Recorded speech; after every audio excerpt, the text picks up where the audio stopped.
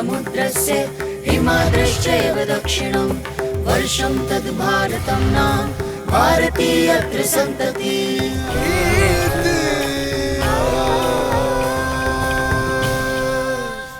नमस्ते,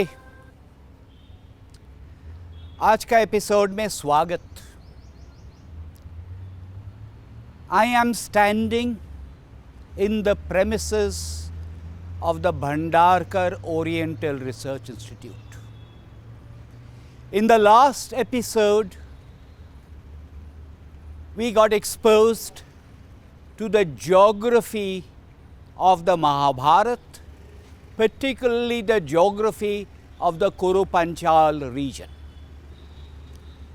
This entire series is called Itihasa. Itihasa specifically is used for the Mahabharata. There are many different versions of the Mahabharata, the Sanskrit Mahabharata in India. But today, whenever someone talks about the Mahabharata, one talks about the critical edition of the Mahabharata.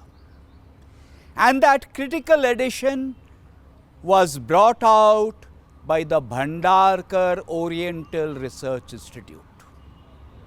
It took almost 50 years. Thereafter, the Bhandarkar Oriental Research Institute brought out the Harivansha.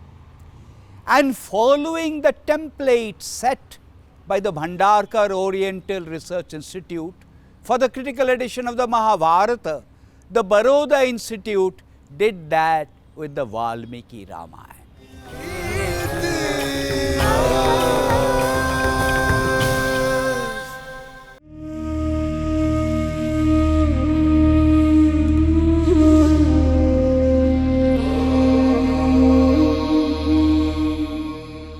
भारतीय सभ्यता के ज्ञात इतिहास में 3 नाम अपने एक सरीखे योगदान के लिए अमिट हो गए हैं। एक का नाम विश्वामित्र है, तो दूसरे का नाम वाल्मीकि और तीसरे का नाम है वेद व्यास। ये महज संयोग है कि तीनों का नाम वा से शुरू होता है।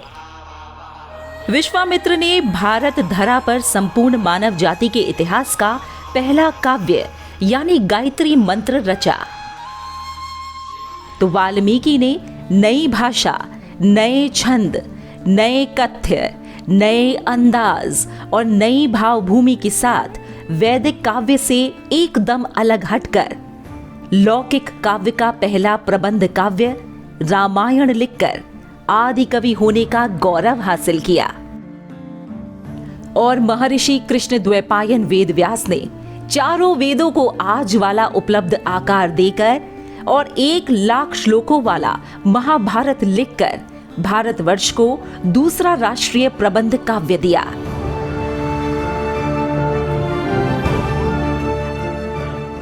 दुनिया का सबसे बड़ा महाकाव्य महाभारत यूनानी महाकाव्यों इलियड और ओडिसी दोनों को मिला दे तो उसके 10 गुना से भी ज्यादा है। वेद व्यास प्राचीन भारत के इतिहास महाभारत के रचयिता ही नहीं, बल्कि उन घटनाओं के साक्षी भी रहे हैं जो घटित हुई है। हस्तिनापुर की सारी गतिविधियों की सूचना उन तक तो पहुंचती थी और वो उन घटनाओं पर अपना परामर्श भी देते थे। Mahabharata is an Itihasa. Mahabharata is an Itihasa of Bharat, of Bharatavarsha. The word Itihasa, Itihasa, it thus happened.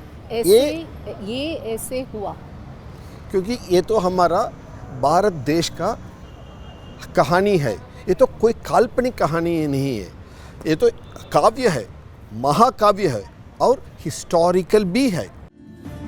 इतिहास होने के साथ साथ अपनी रोचक विषय वस्तु के कारण महाभारत पूरे भारत में लोकप्रिय रहा और सदियों से उसकी सैकड़ों हस्तलिपियां कश्मीर से लेकर कन्याकुमारी और गुजरात से लेकर असम में संजो कर रखी गईं। इनमें भोजपत्र, ताड़पत्र और कागज पर लिखी गई महाभारत की अनेक पांडुलिपियां शामिल हैं। मैं हूं पुणे के भंडारकर ओरिएंटल रिसर्च इंस्टीट्यूट के मैन्युस्क्रिप्ट सेक्शन में ऐतिहासिक और सांस्कृतिक धरोहरों को संजो कर रखने वाला दक्षिण एशिया का ये प्रख्यात संस्थान है। यहाँ करीब 1.5 लाख दुर्लभ पुस्तकें और करीब 28,000 पांडुलिपियाँ रखी गई हैं। इनमें से ये महत्वपूर्ण है 16वीं सदी में शारदा लिपि में लिखी गई महाभारत की दुर्लभ पांडुलिपि। आइए इसके महत्व के बारे में बात करते हैं डॉक्टर अमृता नाटू जी से। अमृता जी, इस महाभारत से जुड़ी इस दुर्लभ पांडुलिपियों के महत्व के बारे में हमें बताइए।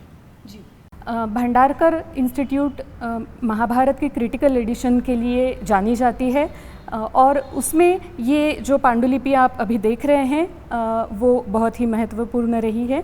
ये पांडुलिपि भोजपत्र पर लिखी गई है और शारदा लिपि में लिखी हुई ये पांडुलिपि है। ये कश्मीर से यहाँ पे लाई गई।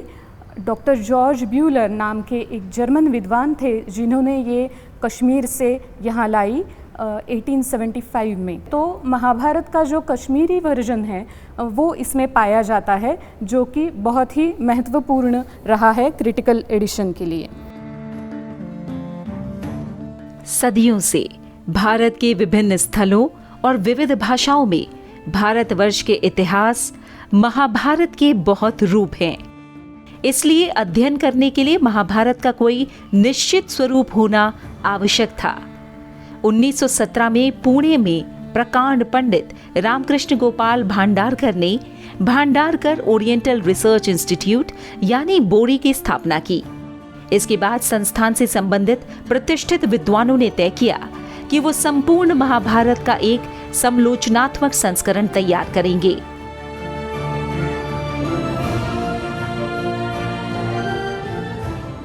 सन 1925 में इसके पहले जनरल एडिटर बने डॉक्टर V.S.सुक्थंकर। उनके मार्गदर्शन में इस पूरे काम की रूपरेखा तैयार की गई।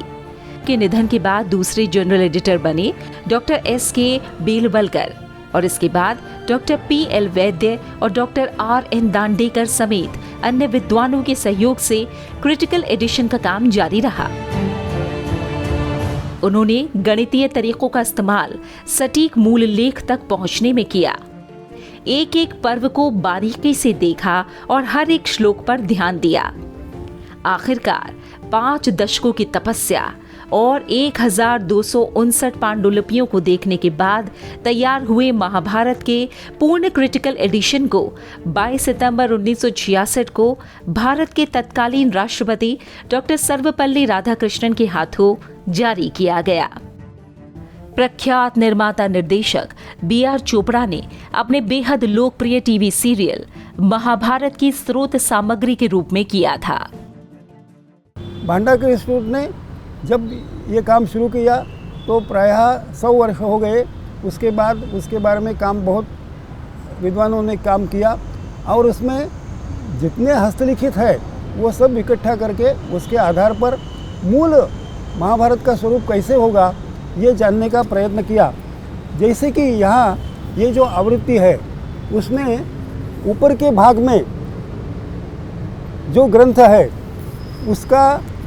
उसको हम कॉन्स्टिट्यूटेड टेक्स्ट कहते हैं, यानी संपादित महाभारत। और उसके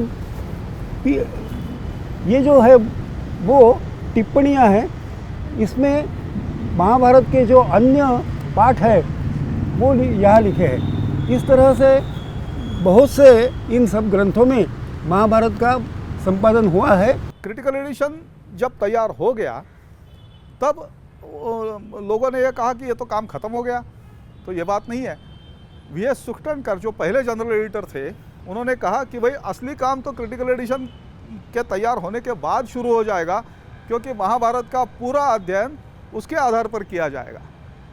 ये तो काम अभी शुरू हुआ है और ये तो चलेगा, सालों साल चलेगा, शताब्दियों तक चलेगा। महाभारत के क्रिटिकल एडिशन के बाद से बोरी महाभारत के कल्चरल इंडेक्स यानी सांस्कृतिक सूचकांक पर भी काम करता आ रहा है। महाभारत की व्यापक समझ के लिए एक पूर्ण सांस्कृतिक सूचकांक महत्वपूर्ण है और ये संस्थान की सबसे महत्वपूर्ण शैक्षणिक परियोजनाओं में से एक है। कल्चरल इंडेक्स महाभारत के इम्पॉर्टेंट सब्जेक्ट्स पे क्रिटिकल एडिशन के सारे रेफरेंसेस इकट्ठा करके उस पर छोटे छोटे आर्टिकल्स रिकॉर्ड करती है। तो इसका महत्व क्या है कि अगर कोई भी सामान्य व्यक्ति जिसे महाभारत में रुचि हो और वो जानना चाहता है इस जानकारी के बारे में या सारी उस संदर्भों के बारे में, या फिर जो विद्वान है जो पढ़ते हैं महाभारत, तो उन्हें एक संदर्भ ढूंढने के लिए पूरी महाभारत कभी कभार पढ़नी पड़ती है, तो वो ना हो और एक संक्षेप में सारा डेटा आपके सामने हम कल्चर इंडेक्स के थ्रू रखते हैं। महाभारत के अंग्रेजी अनुवाद की बात करें तो पहले 1896 में केसारी मोहन गांगुली और उसके बाद 1905 में मनमथनाथ दत्त ने इसे पूरा किया। प्रख्यात अर्थशास्त्री और संसद टीवी की इस लोकप्रिय सीरीज इतिहास भारतीय संस्कृति के सूत्र के एंकर डॉक्टर बिबेक देबरॉय ने 2014 में क्रिटिकल एडिशन के सभी वॉल्यूम का अनुवाद किया और इसे अंग्रेजी पाठकों के लिए एक अधिक समकालीन भाषा में पेश करने का कार्य किया है। इस तरह भांडारकर ओरिएंटल रिसर्च इंस्टीट्यूट का क्रिटिकल एडिशन अब महाभारत और उसके द्वारा भारत की बौद्धिक और भौतिक विरासत का प्रतिनिधित्व करता है।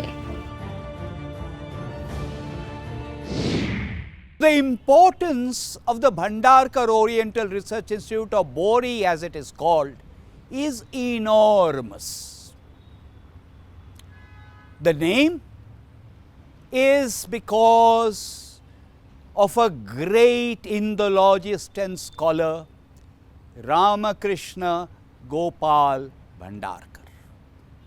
So in some sense, the birthday for BORI is 6th of July, which happens to be Ramakrishna Gopal Bhandarkar's birthday. In our tradition, it is said that when you see 1000 full moons, you have crossed a threshold in your life. Sahasra Chandra Darshanam. Sometimes there can be more than one Purnima in the same month. So you actually cross that threshold of Sahasra Chandra Darshanam when you are just short of 81 years of age. And the Bhandarkar Oriental Research Institute was named after Ramakrishna Gopal Bhandarkar when he was just short of 81 years of age. He died some years later. In today's episode, we will first learn about the individual R.G. Bhandarkar and his notable contributions. We will then learn about BORI. BORI has a fantastic manuscript collection. There is a manuscript here that is more than 1000 years old. That is right, 1000 years old. We will learn about the Mahabharata project. We will learn about what BORI does, what has followed the Mahabharata project. We will learn about the courses. We will learn about the All India Oriental Conference. For me personally, when I entered through the gate about 40 years ago, a little less than 40 years ago, it changed my life. Because I was exposed to BORI, I was exposed to Annals of the Bhandarkar Oriental Research Institute, I was exposed to the critical edition. To understand about Bhandarkar the individual and about the institute which is named after Bhandarkar the individual, it is my great pleasure and honor to be joined by a dear friend, Pradeep Apte. Pradeep, thank you for joining us. Namaskar. He used to teach in Ferguson College. He is an economist, now teaches at the Gokhale Institute. But for our purposes, he is the vice chairman of the council, Bhandarkar Oriental Research Institute's council.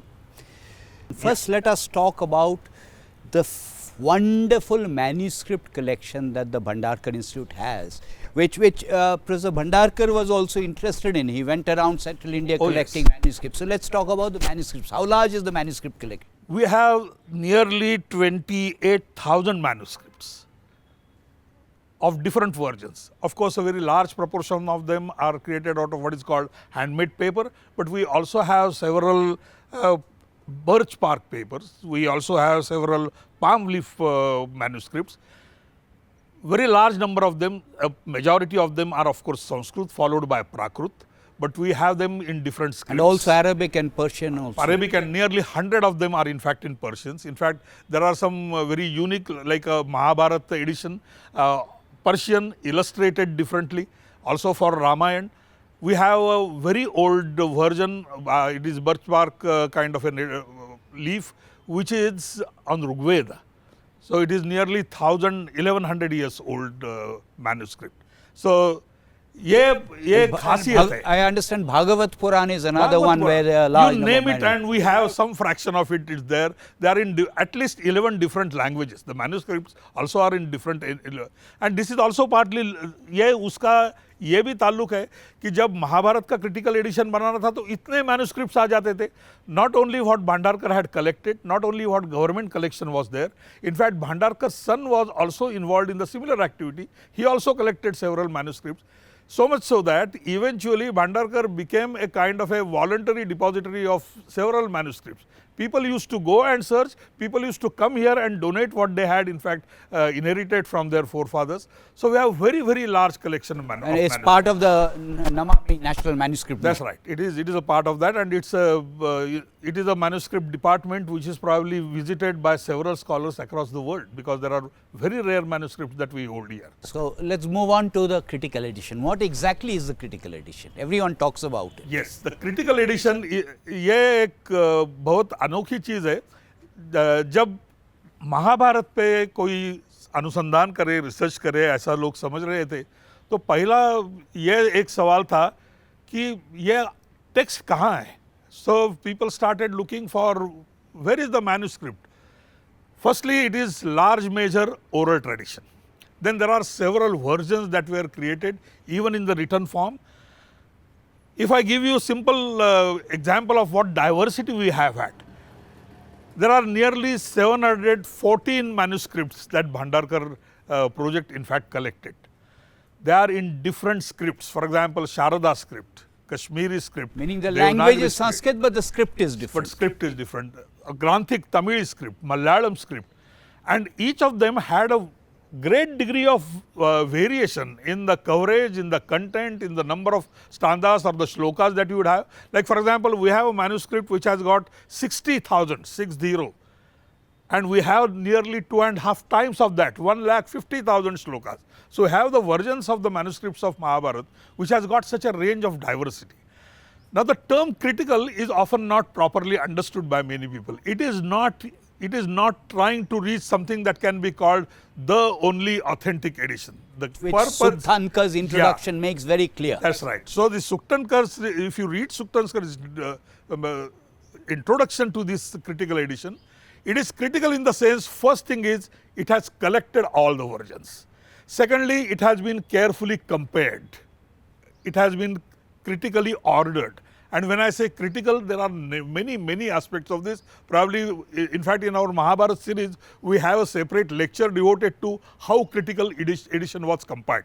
Just to give a very small example, like we have this Dharmakshetre, Kurukshetre, Samaveta, Yuyutsava. Now this one version has Samaveta, Yuyutsava, but there are several other versions which end differently. So which of them should be retained? Which of them should be compared with? There is no question of retaining and saying that this is the most original, this is the most authentic. But if someone is to make a meaningful research in Mahabharata, we need to know what we really inherit as Mahabharata. And critical edition gives you a very comparative perspective of that, and then tries to pose implicitly the questions that arise about what kind of a content, what kind of an orientation, what kind of a themes or what kind of variations in theme that Mahabharata contains, and what is the meaning of all this. So if you want to make any meaningful research in Indian culture, in Indian tradition, you cannot escape Ramayana or Mahabharata. But if you ask what Mahabharata is, there was no single text, there was no single edition. So what critical edition did was, it compiled all and collated several things critically in the sense of comparison.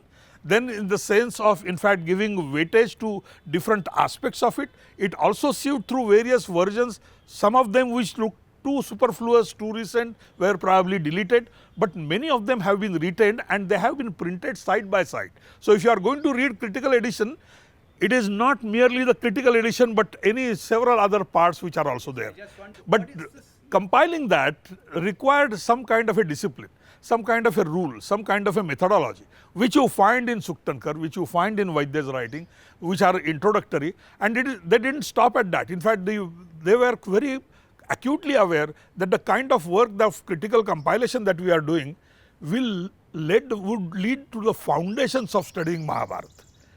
So the purpose was to create, and you can see this in the so-called prologue that Sukthankar has wrote. And not only that, he also suggested that there should be an epilogue of this. And as a part of epilogue, and the theme of epilogue that he had suggested is in fact a continuum of the research that Bhandarkar Institute has been carrying. We continue with the tradition. Again, that is going to be a spade work, just as critical edition was a kind of a spade work. Tell us a little bit about Bhandarkar, the individual. Professor Bhandarkar was a very towering figure in many respects. Probably as far as this institution is concerned, we know him as a great Indologist, great Orientalist, but he had many facets. In fact, for long he was a professor of Sanskrit, both in Deccan College, also in Enfielston College. Before that, he in fact established one very remarkable school in Ratnagiri, came from very humble family origins, but rose to such heights because of his passion for Sanskrit, passion for all kinds of learning. And in a way, he inaugurated a very different kind of a vista for researchers in Indian history. If you look at his works, for example, peep into ancient Indian history, he has a book on the Sadvahana. Yes, and also he wrote a book on several minor sects in India.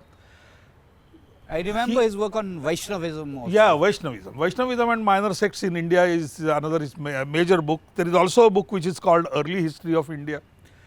He has also a monograph on Bombay and history of Bombay.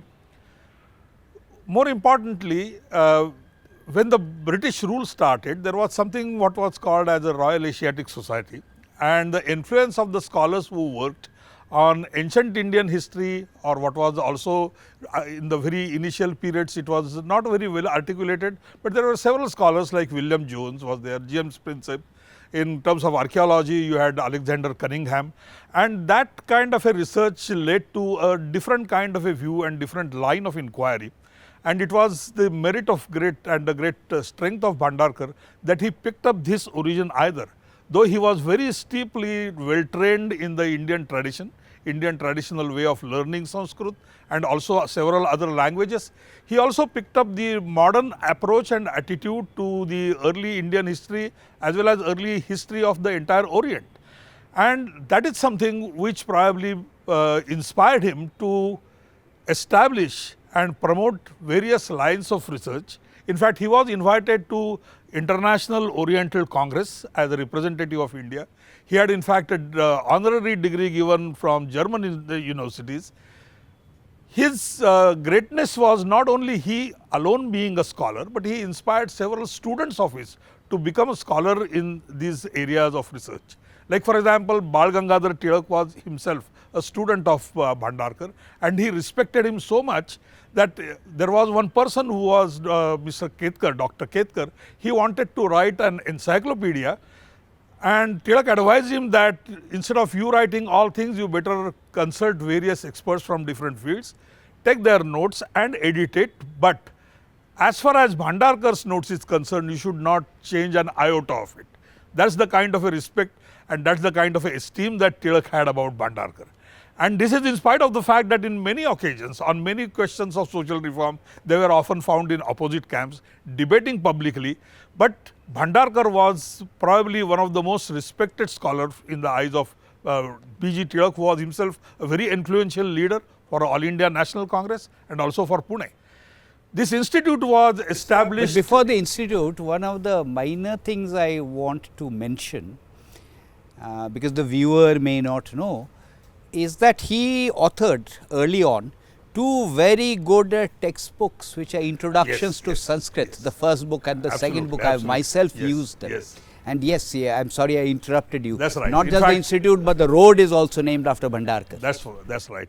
In fact, because his earlier career primarily was as a Sanskrit teacher, and he in fact developed a different method of writing a textbook, because conventional mode of teaching in Sanskrit was quite remarkably different.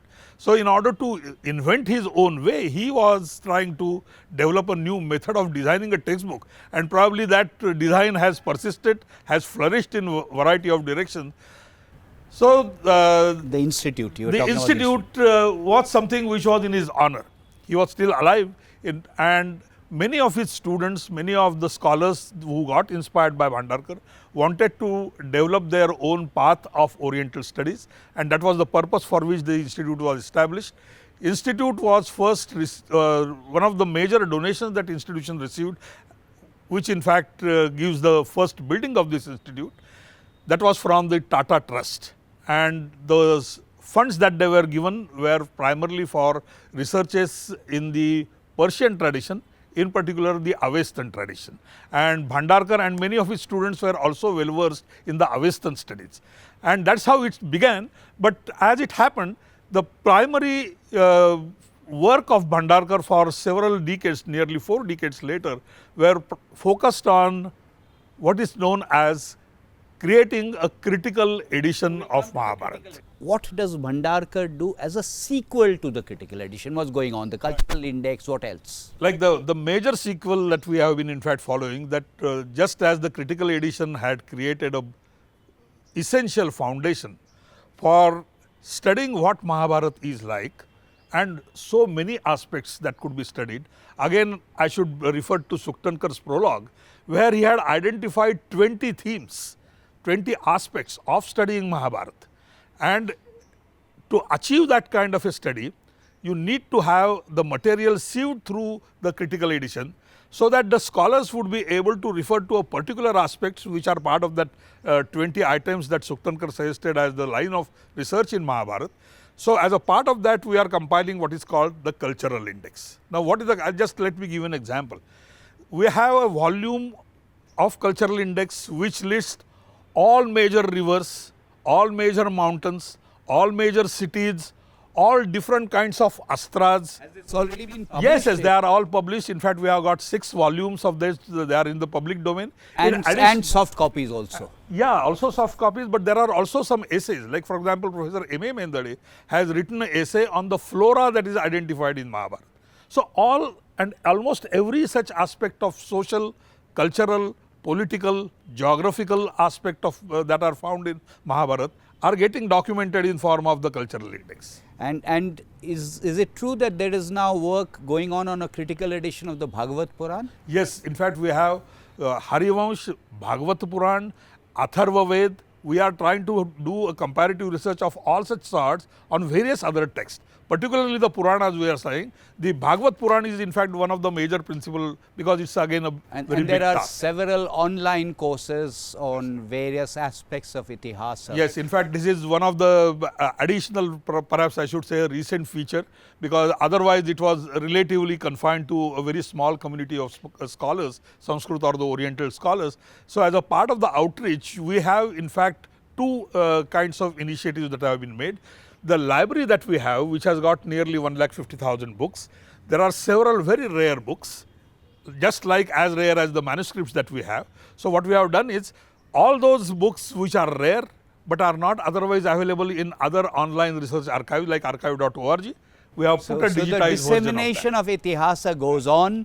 Professor Bhandarkar, I am sure wherever he is, will be very happy with what the Bhandarkar Institute is doing. Pradeep Apte, thank you very much for joining us. Welcome, Namaste. thanks on behalf of Institute. आशा है भंडारकर और Bhandarkar institute के बारे में आज का episode सभी को अच्छा लगा। अगले एपिसोड में हम जानेंगे सिंधु सरस्वती सभ्यता के बारे में, the Indus Saraswati civilization. We will go to Kalibangan. Please join us. Please continue to watch this series known as Itihas. सिर्फ संसद टीवी पे।